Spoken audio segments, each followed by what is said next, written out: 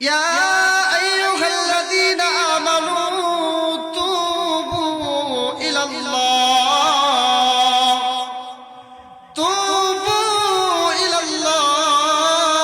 তাওবাতান নাসুহা। আল্লাহ তাআলা সুন্দর করে জানায় দেন, পৃথিবীর মানুষেরা, আমি আল্লাহ তাআলা তোমাদেরকে সুন্দর করে জমিনের ভিতরে পাঠাইলাম। আমি আল্লাহ তাআলা তোমাদেরকে সুন্দর করে জমিনের ভিতরে মানুষ রূপে সৃষ্টি করলাম, সৃজন করলাম। দুনিয়ার মানুষ, আমি আল্লাহ তাআলা তোমাদেরকে জমিনের ভিতরে পাঠানোর পরবর্তীতে এই জমিনের ভিতরে কেউ বাড়ির মায়া পড়িয়া গুনাহ করবা, এই জমিনের ভিতরে কেউ নারীর মায়া পড়িয়া গুনাহ করবা, এই জমিনের ভিতরে কেউ গাড়ির মায়া পড়িয়া গুনাহ করবা, এই জমিনের ভিতরে কেউ ধন সম্পদের মায়া পড়িয়া গুনাহ করবা। আল্লাহ জানাতে দুনিয়ার মানুষেরা,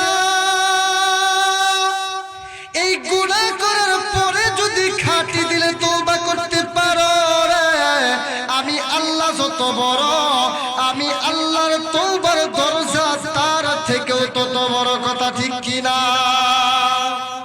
আল্লাহ তাআলা জানা দেয়, বান্দাকে আমি জমিনের ভিতরে পাঠাইলাম, এই বান্দা জমিন থেকে গুনাহ করবে, গুনাহ করবে, গুনাহ করবে, শয়তানের ধোঁকায় গুনাহ করিয়া জাহান্নামের বাসিন্দা হইয়া যাইতে থাকবে।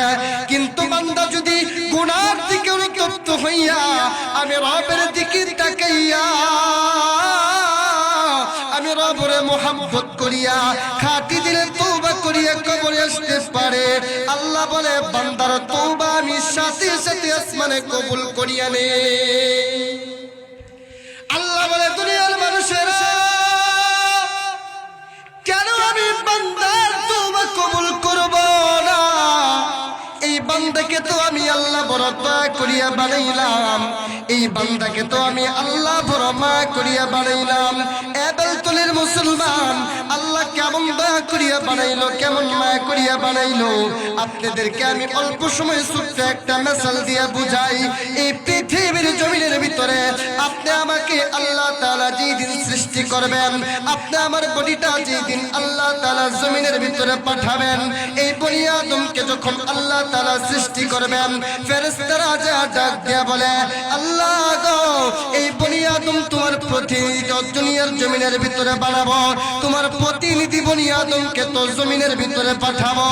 আমালিক, এই বনি আদমের হাত কয়টা হবে, পা কয়টা হবে, বনি আদমের চেহারাটা কেমন হবে, বনি আদম কোন দিক দিয়ে কথা বলবে, কোন দিক দিয়ে খাবার খাবে, বনি আদম জমিনের ভিতরে কেমন করে চলাফেরা করবে, তুমি একটু বনি আদমটা কেমনে বানাবো একটু বোঝা দাও।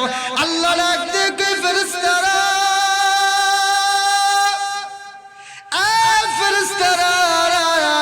এই বনি আদমকে কেমন করে বানাবা, এই বনি আদমকে যেমন করে বানাইবা, ওই যে লৌহে মাহফুজের দিকে তাকাও, আমি বনি আদমের সুন্দর করে একটা বডি ফিট করে দিলাম, এই বডিটা দেখা বনি আদমকে সুন্দর করে বানাও।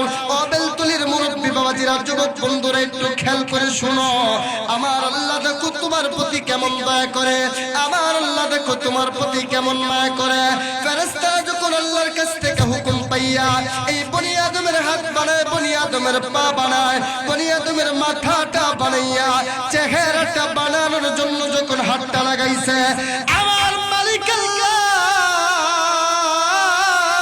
ডাক দিয়ে বলে, ফেরেশতারা, আমার বান্দার হাত বানাইলা কিছু বলি নাই, আমার বান্দার পা বানাইলা কিছু বলি নাই, আমার বান্দার পুরা বডি বানাইছো কিছু বলি নাই, আমার বান্দার চেহারাটা আমি আল্লাহ নিজের কুদরতি হাত দিয়া বানাইবো। সুবহানাল্লাহ, জোরে কন্না, ও ভাই আর একটু জোরে কন্না, সুবহানাল্লাহ। এজন্য মেরা ভাই, দোস্ত, বুজুর্গ, আল্লাহ তাআলা জানায় দেয়, এই বনি আদমকে আমি বড় মায়া করিয়া বানাইছি, এই বনি আদমকে বড় দয়া করিয়া আমি আল্লাহ বানাইছি। আমি আল্লাহ যদি চাইতাম, এই বনি আদমকে এক কথা কুন আর ফাকুন বলিয়া কুকুর শিয়াল বানাইতে পারতাম, কথা ঠিক কিনা? আর জোরে বলেন ঠিক কিনা? এজন্য মেরা ভাই, দোস্ত, বুজুর্গ, আল্লাহ তাআলা বলেন, বান্দাকে বানানোর পরে এই বান্দা যদি অনুশোচনা হইয়া অনুপ্রেরণা হইয়া গুনার দিকে অনুতপ্ত হইয়া এক ফুটা চোখের পানি ফালাইয়া খাটি দিলে তওবার মতো তওবা করতে পারে, আমি আল্লাহ তাআলা বান্দাকে মাফ করিয়া জান্নাতের বাসিন্দা বানায়া দেই। নবীজি সাল্লাল্লাহু আলাইহি ওয়াসাল্লাম বলেন, ক্বালান নবী সাল্লাল্লাহু আলাইহি ওয়াসাল্লাম আত-তাইবু মিনাজ যামবি কামা লা যামবা লা। নবীজি সাল্লাল্লাহু আলাইহি ওয়াসাল্লাম বলেন, আমি আল্লাহ তাআলার পক্ষ থেকে তোমাদেরকে সুন্দর করে জানাইলাম, আল্লাহ তো তওবার কথা বললেন। আবার নবীজি সাল্লাল্লাহু আলাইহি ওয়াসাল্লাম বলেন, কোন বান্দা যদি কোন বান্দি যদি গুনার দিকে অনুতপ্ত হইয়া গুনার দিকে অনুশোচনা হইয়া গুনার দিকে নিজের মনটাকে দাপিত করিয়া এক ফোঁটা চোখের পানি জমিনে ফেলায়, আল্লাহর নবী ডাক দিয়া বলেন, এই চোখের পানিটা নাকের ডগায় আসতে দেরি হয়, আমার আল্লাহ ওই বান্দা বান্দির মাফ করতে দেরি করে না। এজন্য বাজার আমার খাটি দিলে তওবা করার দরকার আছে কিনা নাই? খালেস দিলে তওবা করার দরকার আছে কিনা নাই?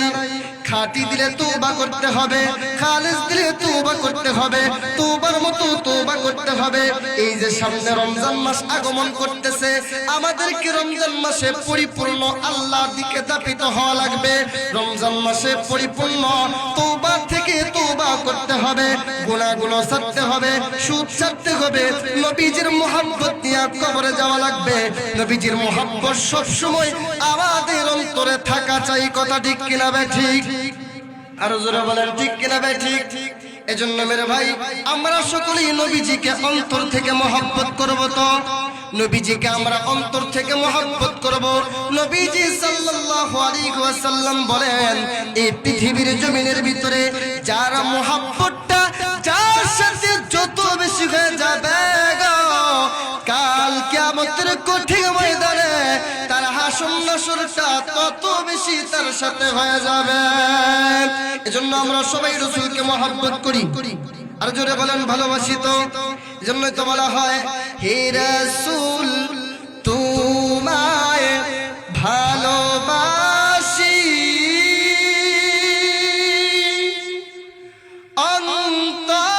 অন্তরে শুধুই মুখে নয়,